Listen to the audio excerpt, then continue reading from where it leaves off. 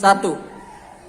Assalamualaikum warahmatullahi wabarakatuh. Waalaikumsalam warahmatullahi wabarakatuh.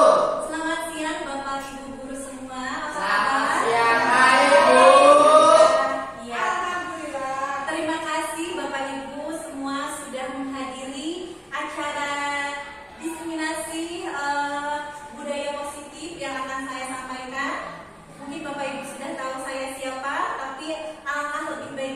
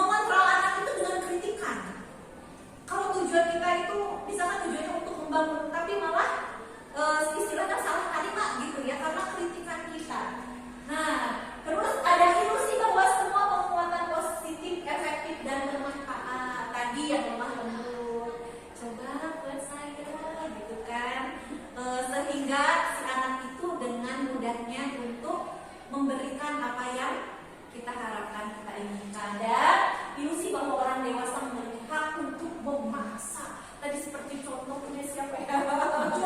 Lucu ya. Ayo berskanirkan, Nah itu ya. Nah itu pun sama seperti kontrol kita terhadap murid ya. Perubahan paradigma stimulus respon, teori kontrol atau teori pilihan. Nah, stimulus respon yang sering kita sampaikan kepada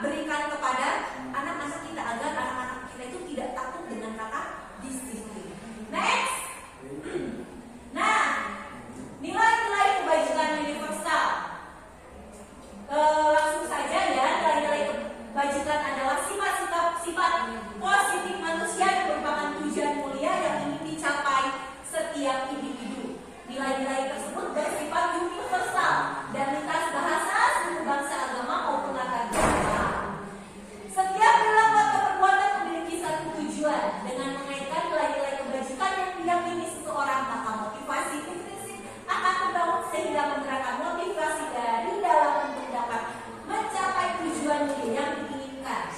Nilai-nilai kebajikan yang ingin dicapai oleh setiap anak Indonesia kita kenal dengan profil pelajar Pancasila. Yaitu apa aja? Benar, takut pada Tuhan Yang Maha Esa, mulia, mandiri, berkreativitas, berkebinekaan global, bergotong royong, dan kreatif. Next. Nah, materi selanjutnya yaitu tentang teori motivasi perilaku manusia. Ini ya, untuk menghindari ketidaknyamanan atau hukuman apa yang akan terjadi apabila saya tidak melakukannya. Nah, ini termasuk motivasi eksternal. Untuk mendapatkan imbalan dari orang lain atau institusi apa yang akan saya dapatkan apabila saya melakukannya. Ini motivasi eksternal masih untuk menghargai diri sendiri, saya akan menjadi orang yang seperti apa bila saya melakukannya. Nah, ini teori motivasi perilaku agar kita selalu berada dalam budaya positif, disiplin positif. Jadi apa ya kalau saya melanggar kedisiplinan, apa ya yang terjadi? Mungkin seperti contohnya yang barusan ya, beberapa guru kita dipanggil karena tidak mengikuti yasinan. Nah, itu jawabannya. Atau nah, kalau untuk yang rajin, itu kita saya sih. Kalau untuk yang rajin, ya, itu kita akan mendapatkan apa? Ya, terus untuk menghargai diri sendiri ya, saya akan menjadi orang seperti apa apabila saya melakukannya. Ini teori motivasi yang terkumpul dalam diri, yang jadinya si nilai disiplin itu mudah istilahnya. Saya mah yang disiplin karena tidak ingin dihukum, saya mah ingin dipuji, seperti itu ya. Next. Sampai sini tidak ada yang ditanyakan ya? Tidak ya? Tidak ya. Terus nah, merdeka menurut Hajar Dewantara, merdeka itu artinya tidak hanya terlepas dari perintah, akan tetapi juga cakap buat memerintah diri sendiri. Nah, ini dihukum oleh penghargaan. Tidak akan saya jelaskan secara terperinci. Dihukum oleh penghargaan, maka jangka pendek dan jangka panjang. Oke, kita langsung saja ke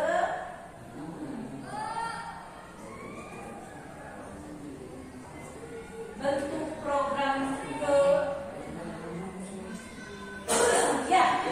bentuk program kebajikan atau apresiasi. Dalam memberikan apresiasi atau pengakuan perlu diingat beberapa hal. Yang pertama, beri pengakuan secara khusus, beri pengakuan secara pribadi, beri pengakuan kepada semua murid bergantian, beri pengakuan secara konsisten dan fokus pada proses pengakuan. Ya, ini sangat penting sekali. Dan kita juga kan pengen diakui ya. Kalau kita ada yang sebut, ih keren, ih hebat, itu kita diakui kan, seneng banget ya. Apalagi kita melakukannya kepada murid-murid kita. Lalu, nah ini contohnya, contoh pengakuan atau apresiasi. Karena dalam bahasa Sunda kan hade gorengku, bakso, bayi bakso di sini. Hade gorengku basah. Jadi memang apapun itu harus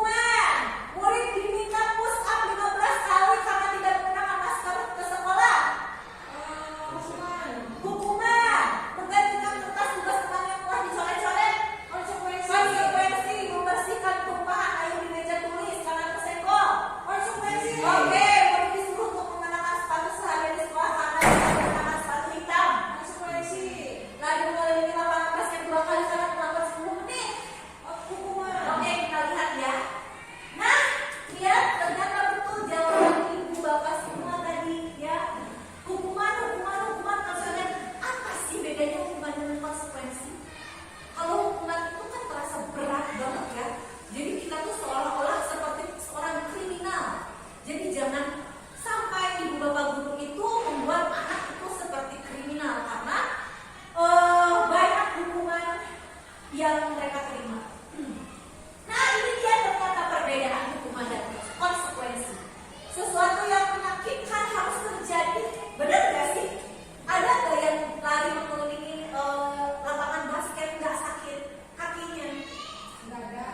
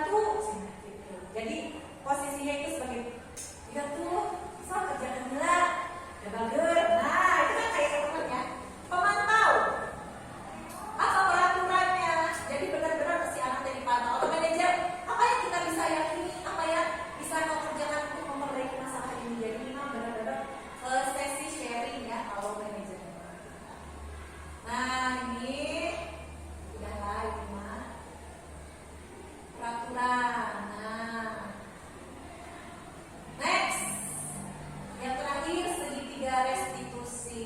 Nah, ini dia, ini segitiga restitusi ya, bukan cinta segitiga segitiga restitusi. Nah, yang pertama adalah validasi kebutuhan, menanyakan keyakinan dan menstabilkan identitas. Itu ya contohnya. Jadi kalau misalkan ada anak berbuat kesalahan itu kita terapkan segitiga restitusi. Yang pertama adalah menstabilkan identitas. Contohnya, berbuat salah itu hal yang manusiawi dengan naon dan jika pernah salah ya untuk menstabilkan identitas gitu kan. Tidak ada manusia yang sempurna. Nah, itu. Setelah itu baru validasi kebutuhan. Contohnya, kamu bisa saja kan melakukan hal yang lebih buruk tapi kamu tidak melakukannya kan?